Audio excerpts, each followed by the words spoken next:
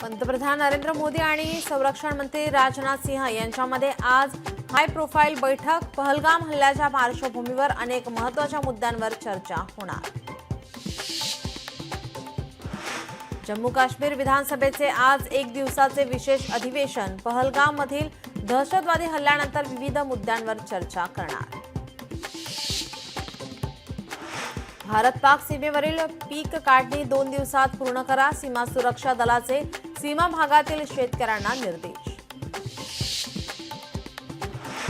देशभरात हजारो पाकिस्तानी आले कुठून? हल्ल्यानंतर सरकारला पाकिस्तानी नागरिक आठवले।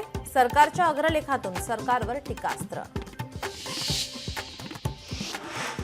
पाकिस्तानी नागरिकांना निर्धारित कालावधीत भारत सोडण्याचे आदेश। आदेशाचे पालन न केल्यास 3 वर्षांचा तुरुंगवास किंवा 3 लाख रुपये दंडाची शिक्षा होणार। सीमा ओलांडलेला बीएसएफ जवान अद्यापही पाकिस्तानी सैन्याच्या ताब्यात। 4 दिवसानंतरही सुटका नाहीच।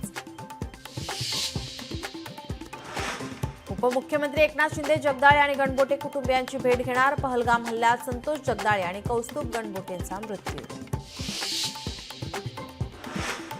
पुण्यातील काश्मीरी विद्यार्थी पुणे पोलीस आयुक्तांची भेट घेणार। विद्यार्थ्यांवर होत असलेले हल्ले आणि भीतीच्या वातावरणामुळे संरक्षण देण्याची मागणी। एल्फिस्टन पुलाचा तिढा सुटणार का? पुलाच्या पाडकामाला स्थानिकांचा विरोध। आज एमएमआरडीए प्रशासनासोबत स्थानिकांची महत्त्वाची बैठक।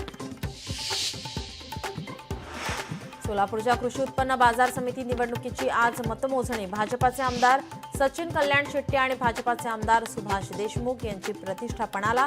दुपारपर्यंत निकाल हाती येण्याची शक्यता। ज्योतिबा मंदिर आज दुपारी 4 पर्यंत दर्शनासाठी बंद। चैत्र यात्रेनंतर ज्योतिबा मंदिरात पाकाळणीची धांदल सुरू। दुपारपर्यंत मंदिर भाविकांसाठी बंद।